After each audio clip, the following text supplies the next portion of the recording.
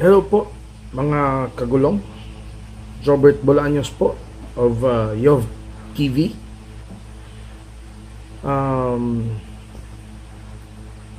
I am making this video dahil sa mga kaganapan surrounding the motorcycle community. Kaya I am going to be talking to you as a spokesperson for Motorcycle Rights Organization and Riders of the Philippines. And yan nga ho ang reason kung bakit medyo mababa ang energy natin ngayon. It's because we are going to be ranting on this video. It's not going to be a fun video, but rather a rant or medyo negative ang vibes nito.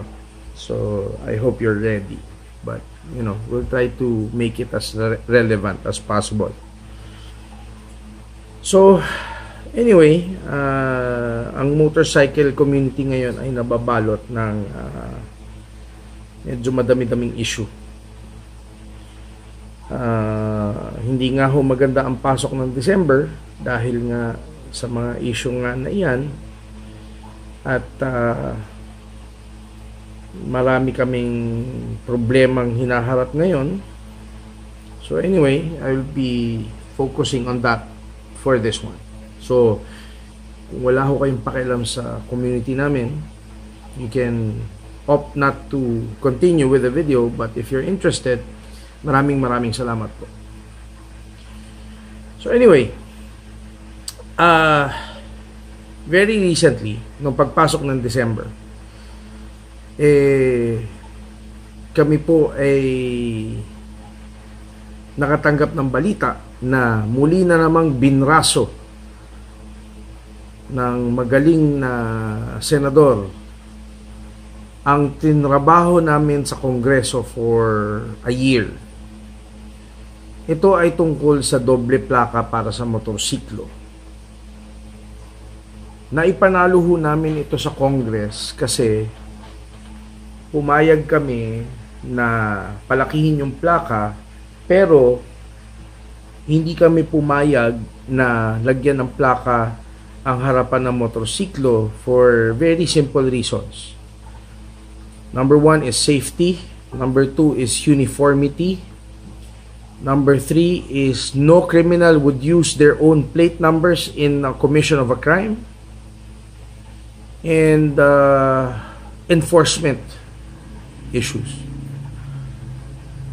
So nakuha namin sa Kongreso ang kanilang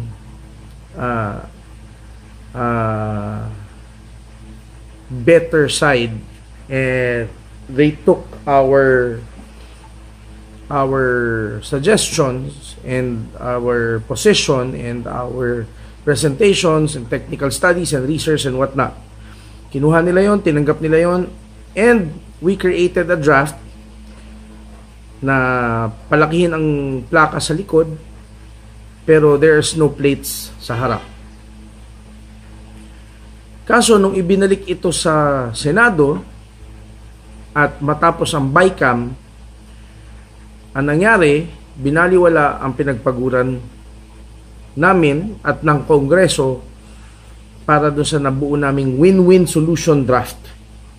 Ang gusto nila, sila lang ang mananaig, or ang gusto ng Senado or ng Senador, siya lang ang mananaig sa gusto niya. Regardless if there are any consultations, technical studies, research, or anything to back up his claim na yun ang solusyon sa problema ng kriminalidad. That's one of the things that we are dealing with right now. We need the help of the people closest to the president so that we can stop him from signing it. Otherwise, pagka nangyari yun, that will be a win for discrimination. And it will be a loss for equality. Ngayong araw na ito, we received more distressing news. We received a copy of a document na galing sa Supreme Court. The document or the purpose of the document is to again put on hold the motor taxi service. I know a lot of you are skeptical about the word motor taxi, pero I'll explain it to you para maintindihan nyo naman. So anyway, pinatigil ang services ng motor taxi. Nag-issue sila ng TRO to stop the injunction filed or the injunction na ibinigay ng Mandaluyong RTC para makapagbigay sila ng serbisyo nitong mga nakaraang buwan.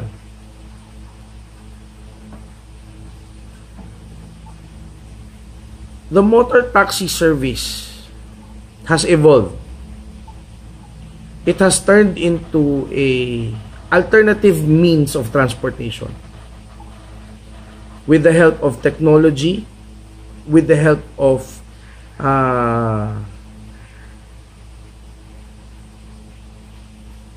advancements in vehicular safety, and of course training and education that help in changing the mindset of your daily rider into a much safer, more disciplined, professional motor taxi rider. Bakit ko nasabi yun? I will explain. Sa panahon ngayon, napakalaki ng issue natin pagdating sa traffic at mass transport. Don't argue with me. You know it's true. Pagka ang usapin traffic, alam mo na tama ako na it hasn't begun to become any better than it was before. In some cases, it's getting worse. Kung may improvement man, dama mo ba? And let's talk about mass transport. Nagbago ba ang mass transport natin?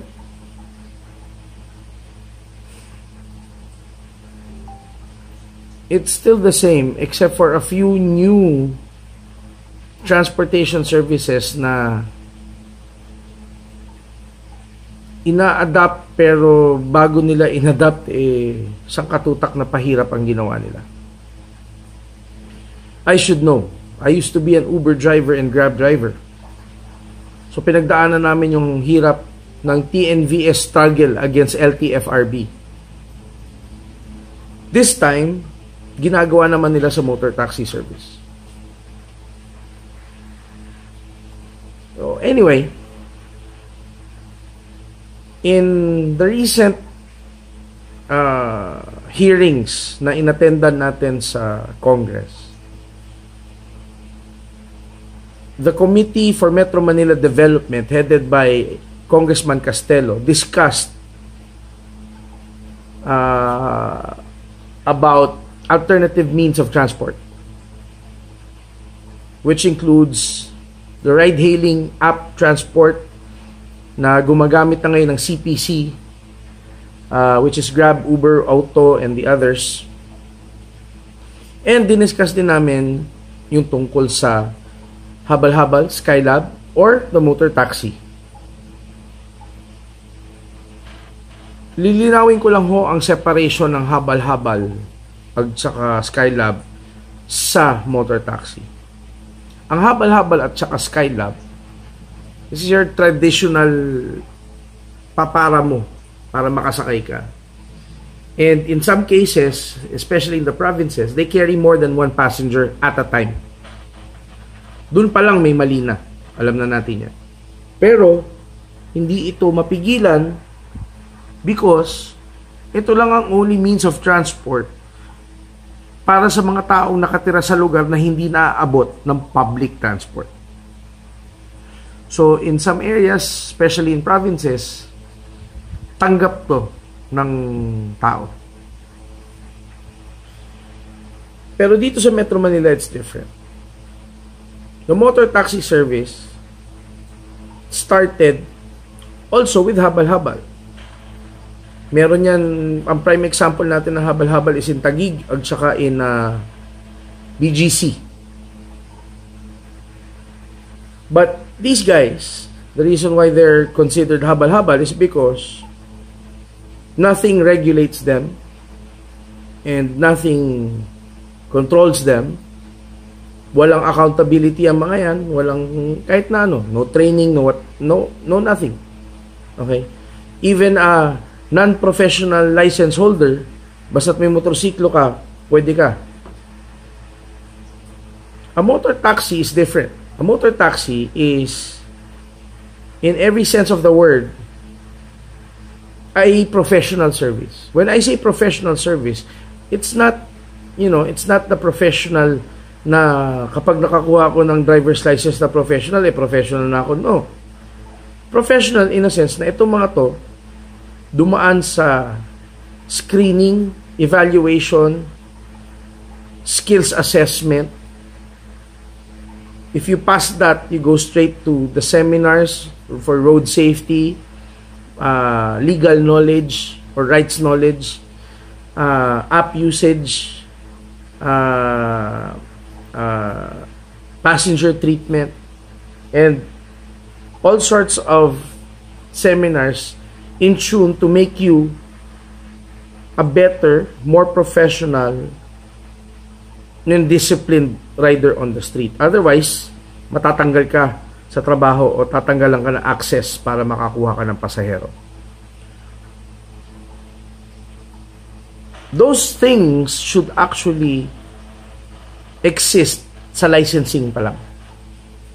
In fact, dapat ang pagkuha ng lisensya is one of the hardest things you can do. However, in our country, it's one of the easiest things you can do, ang makakuha ng lisensya. So anyway, the motor taxi has elevated the standards. Hindi na to yung typical mong habal-habal na you can do it anytime you want without any, wala kang pagdadaan ng pagsubok or pagsusulit, wala kang pagdadaanan na gano'n. Motor taxi is different. Para ka nag-a-apply sa isang multinational company bago ka makapasok. Anyway, so in Congress, inatasan nila ang mga departamento na siyang sumasakal ngayon sa alternative means of transport provided by a year ago or a few years ago, sinasakal nila ang Uber at saka Grab. Ngayon, ang sinasakal naman nila is angkas.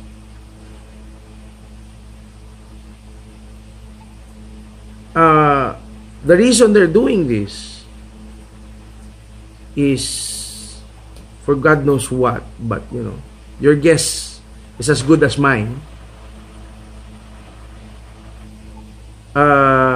Ang basis nila is a 1964 Republic Act called RA 4136. Yun ang kanilang basehan. 1964. Hindi pa ako pinapanganak niya. Anyway, so they based it on that law. However,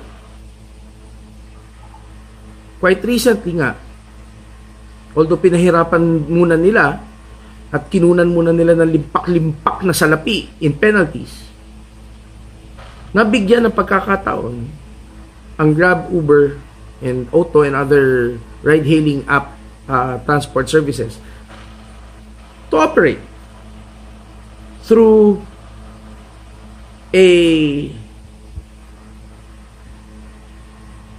or an application sa CPC or Certificate of Public Conveyance.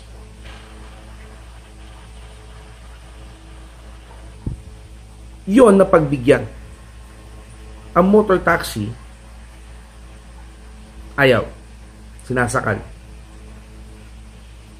So, let's take a look at that law in particular. And I want you to analyze it with me. I want you to analyze it with me.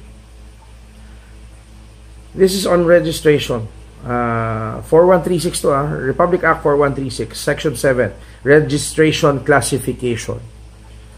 And it reads, every motor vehicle shall be registered under one of the following prescribed classifications. A. Private passenger automobiles. B. Private trucks. And C. Private motorcycles, scooters, or motor wheel attachments. Motor vehicles under these classifications, meaning lahat, shall not be used for hire under any circumstances and shall not be used to solicit, accept, or be used to transport passengers or freight for pay. Very clear ho ang pagkakasabi ko.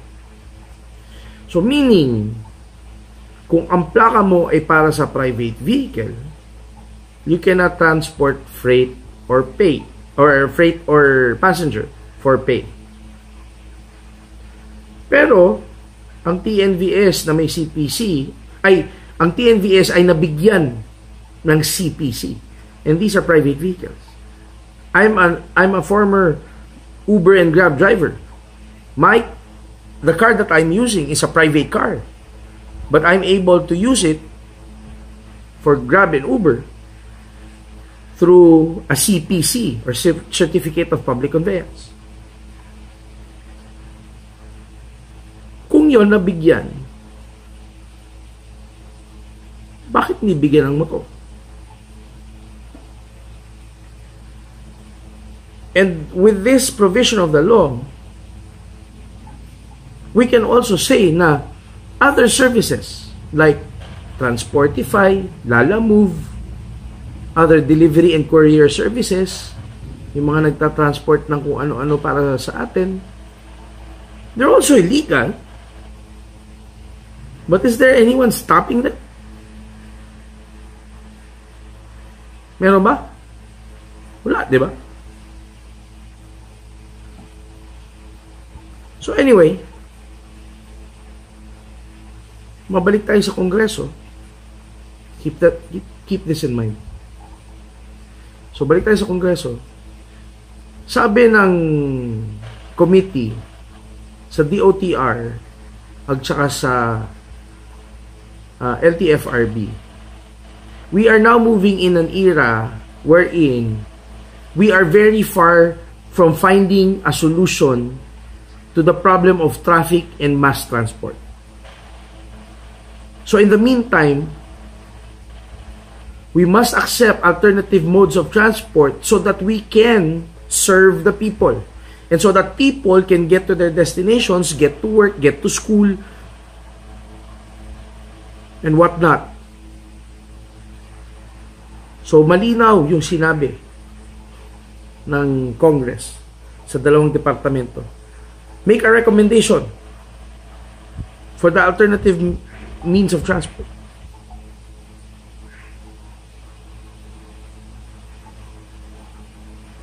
They did not do anything. Nothing. And whenever we see them back in Congress and discuss this issue, they always come up with reasons na, it's very hard to accept because how hard is it for supposedly a government that is focused on transport vehicles to make a recommendation for alternative transport. And they keep using this as a reason. And it's just full of hypocrisy. Why? Yung iba nabigyan na nila. Yung iba hindi nila pinagbabawalan. Pero ito lang, bukod tanging motor taxi lang talaga ngayon ang kanilang pinahihirapan. So they have another reason for that. And that reason is safety. So let's talk about safety. I'm an ordinary rider. Kasi wala namang magbibigay sa akin ng bus-bus or magbibigay sa akin ng classification na I'm a higher level rider. Wala. Kapag kumuha ka ng motor, nag-apply ka ng lisensya, kumuha ka ng motor, you are an ordinary rider. And you can do that without any specialized training.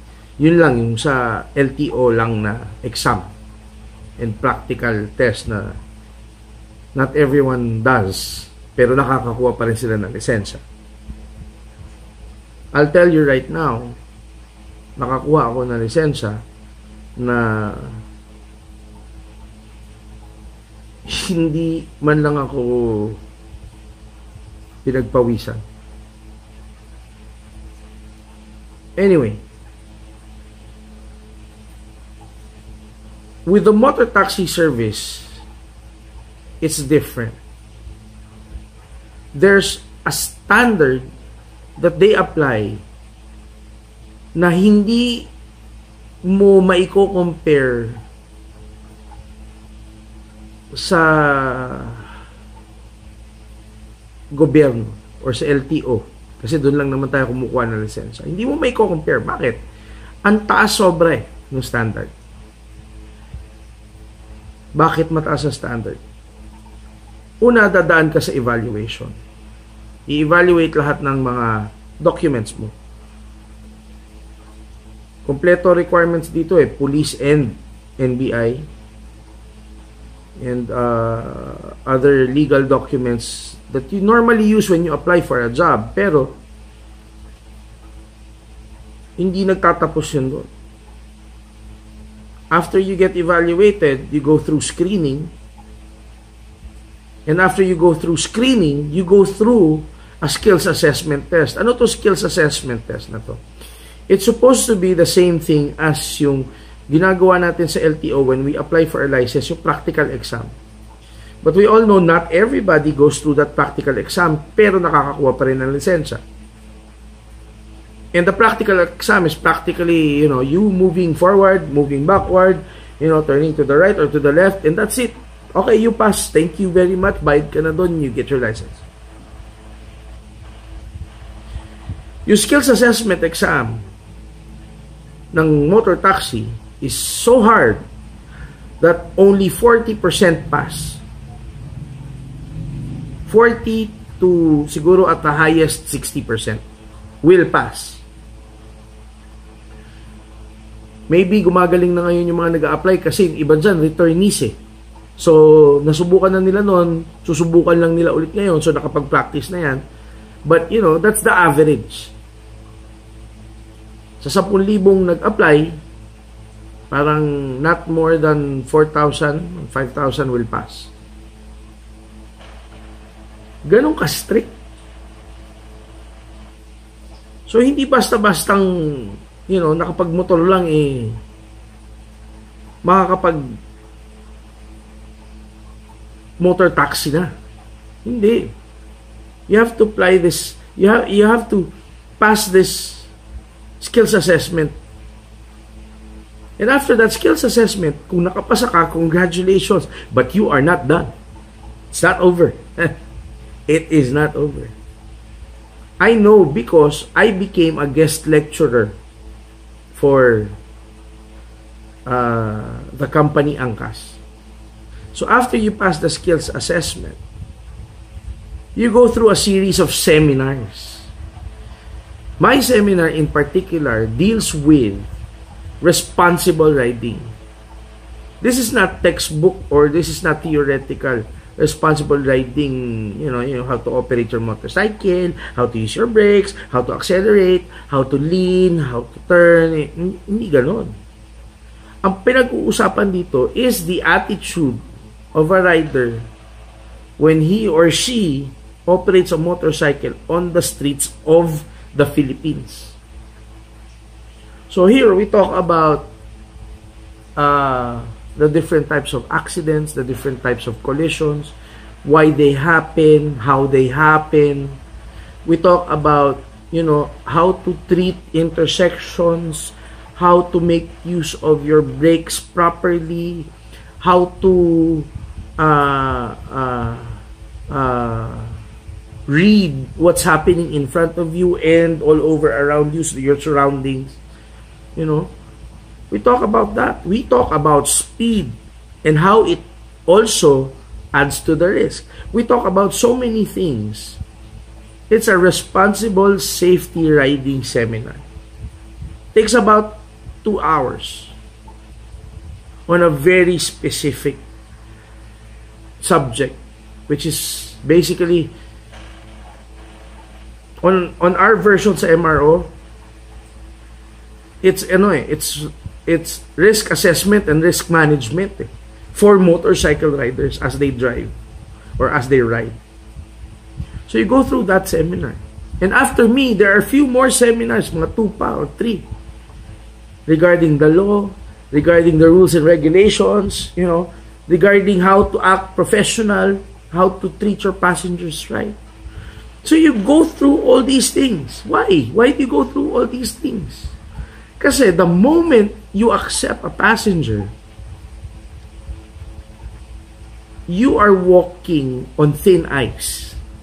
Ano ibig sabihin na you are walking on thin ice?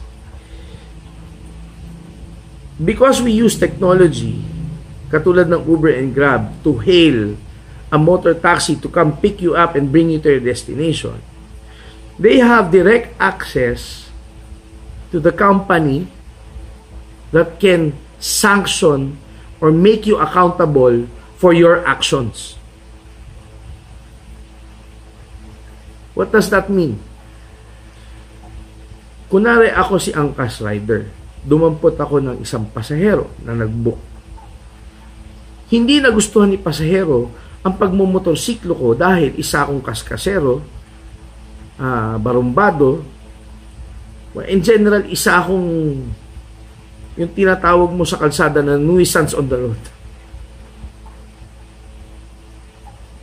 Sa isang pindot, maire-report ko ang lahat na na-experience ko dun sa rider na ganun. In this case, ako yun. Kapag na-report ako, I immediately get sanctioned. So, yung check and balance at saka yung monitoring is active.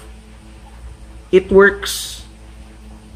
Dahil the last time we checked with Angkas, by the hundreds ang natatanggalan ng access sa app or nababan or nasususpend or whatever the punishment is depending on the gravity of the offense.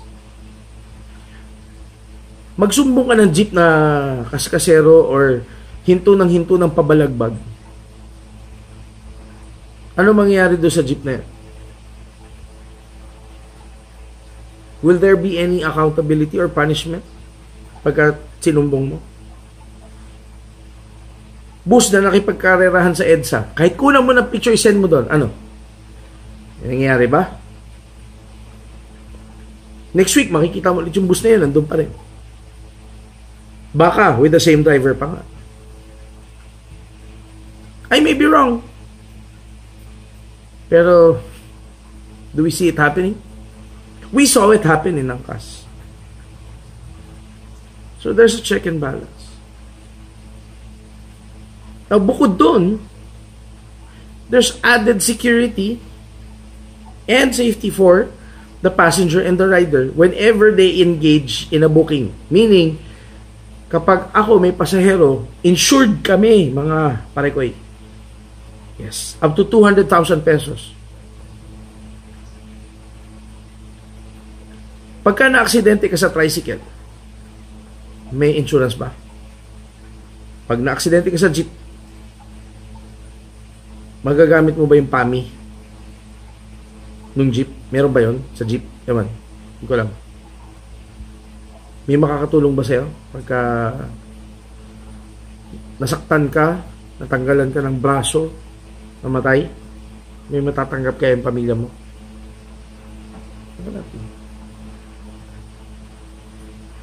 Kung meron man, gaano katagal, gaano kahirap?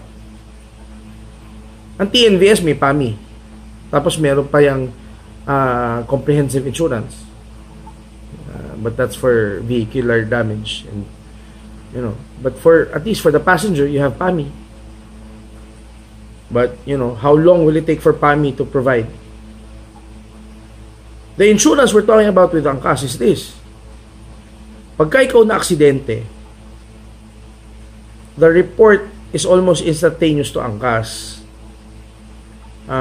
through the app. And because you're identifiable by the helmet and the uniform of the rider, you know, it's easy to inform them. And when they get that information, merong nakaabang na insurance handler ang kumpanya. There's several of them na tatakbo na agad sila kung nasaan ka na aksidente. Kung wala ka na doon, hahanapin ka nila hanggat sa mahanap ka nila so that they can take care of everything that you need to take care para mapagamot ka, maoperahan ka, maasikaso ka. Saka nakakita ng gano'n. Ha? In public transport. Saka nakakita ng gano'n.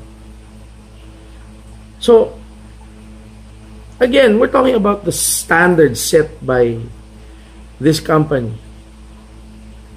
na kung ito susundan ng Pilipinas, ito susundan ng gobyerno at ito susundan ng LTO, I can only imagine the amount of change it will bring to the streets that we drive in or ride in. So, sa usaping safety, me as an ordinary rider, walang batas na nagpipigil sa akin na pagka kumuha ako ng lisensya at kumuha ako ng motor, wala namang batas na pipigil sa akin, iangkas ko yung anak ko, nanay ko, o tatay ko, o kapatid ko, kaibigan ko, o katrabaho ko. Walang batas na pumipigil sa akin mag-angkas. Ang pinipigilan lang nila is for you to accept pay for it.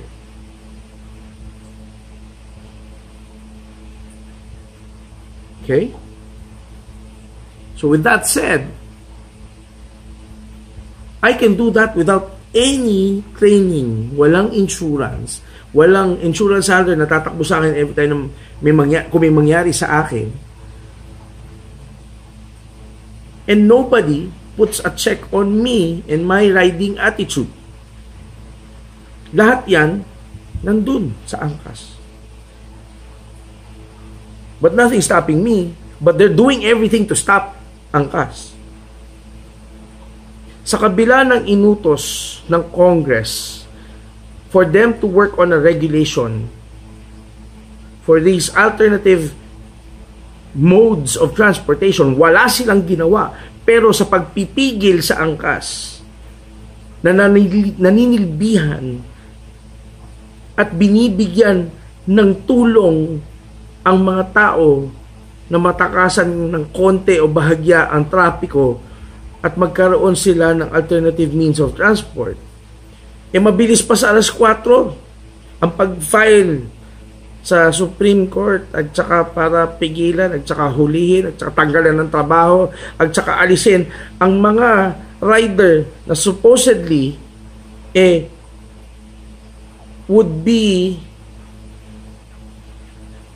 examples of change in attitude in the streets. Why? Because angkas riders are taught how to become professional riders. And as professional riders, you are taught to become safer riders. So So, wag na tayong magdahilan ng safety dito. Kasi ordinaryong rider, pwedeng mag-angkas, walang problema eh. Kasi ito si professional na dumaan sa training, screening, evaluation, and all that other stuff. Tapos meron pa siyang insurance, may insurance handler pa siya, na ready tumakbo pag may mangyari hindi maganda, na wala, na hindi mo makikita sa iba. Yan, pipigilan mo. Not even Grab or Uber has this kind of standard. They don't. Pero bilib na bilib tayo sa kanila, di ba? It's easy to judge something if we don't know anything about it. Now I'm telling you what motor taxi is all about. It's an alternative means of transport that it's much safer than the ordinary riders we see every day, but we don't tell anyone to stop them, catch them, pigilan sila na makapag-angkas. Ito si Angkas, na for lack of a better word, are much better riders than anyone else, pero we treat them like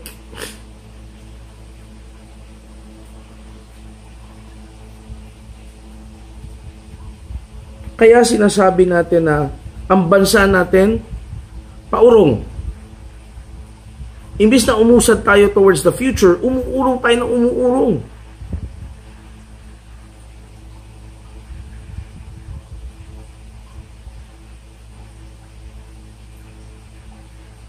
Imagine the thousands of riders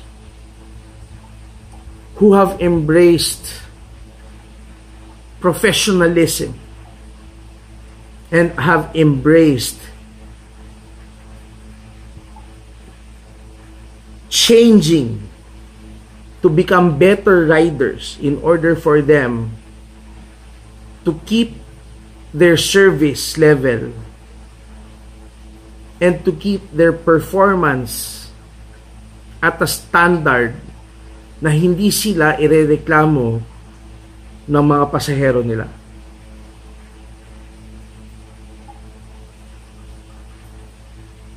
Tapos gaganyanin.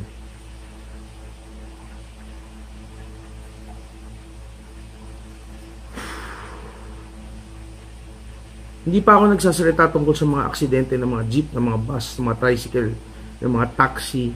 Ito yung ugali ng mga drivers nila. I haven't even begun to touch that level.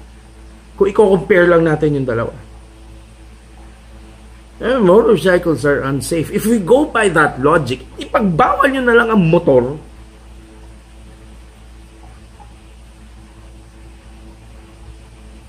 And the fact is, these hypocrites don't do anything in regard to kung sino dapat ang tinatamaan ng batas na kinote ko kanina. Which is almost everybody na merong private vehicle plate number. Pero ngayon, they're operating.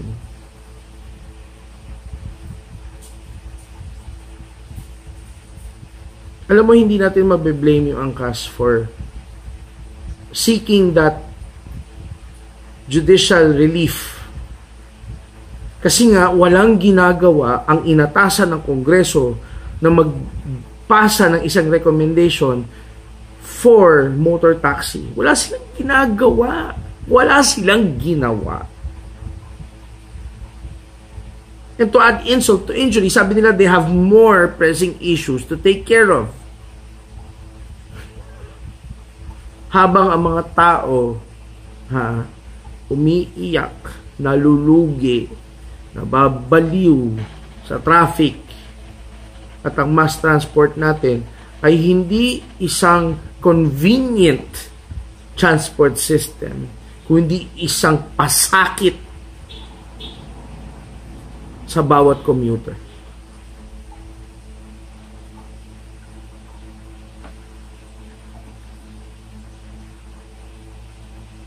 You know, they should not even be talking about safety. Nung DOTC pa yan, pwede. Pero ngayon na naging DOTR na, the level of concern for safety is way lower right now than it was before, a few years ago.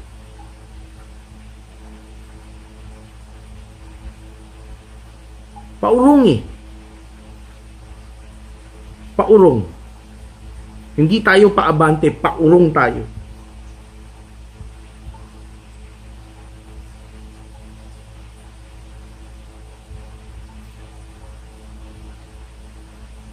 Ano na ba nangyayari sa bansa natin? It's downward spiral, downward spin. We're not soaring, we're not moving forward, we're not progressing, we're regressing. Hindi ko alam kung ano ang laman ng utak ng mga to na nakaupo sa mga opisina nila, thinking to themselves na nakakatulong sila sa bayan. Hindi. Hindi sila nakakatulong sa bayan. Hindi nila pinagsisilbihan ang bayan. Pinagsisilbihan nila ang sarili nila.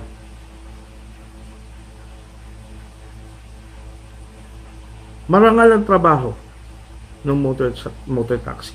Marangal dahil in order for them to take this job, kailangan nilang baguhin ang sarili nila. They have to improve themselves in order for them to be part of the motor taxi service.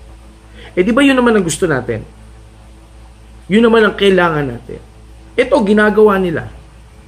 And they make sure na ginagawa nila. Because if not, you get removed from the service. Tanggal.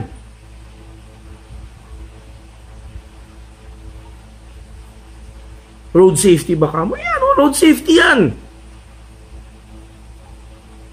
Don't give us this bullshit na it's not safe. It's much, much safer than the current status of the ordinary riders.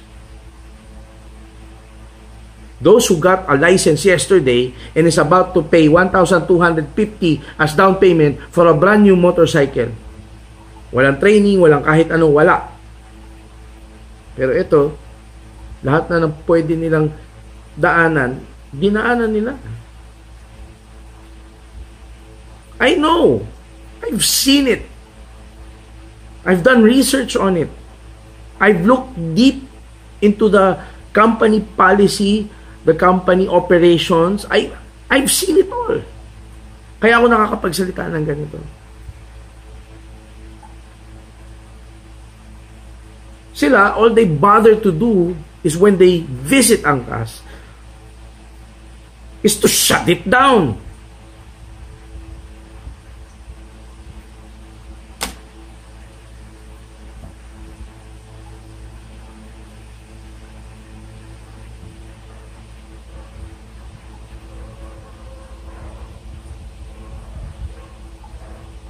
Imbis na maging maganda ang Pasko nating lahat,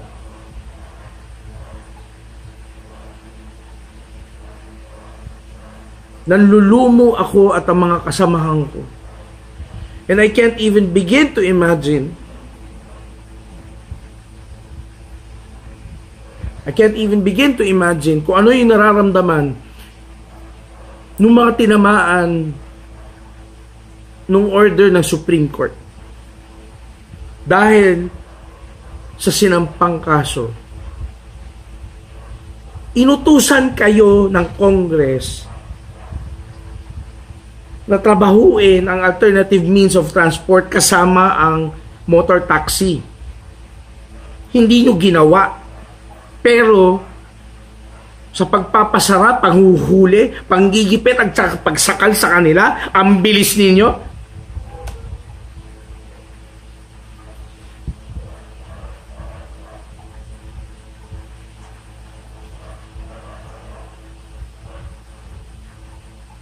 How can we be proud Filipinos if we are ashamed of our government officials.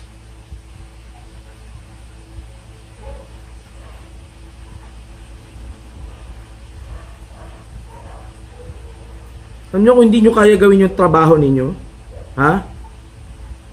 Mayas na kayo dyan. Wala kayong silbi.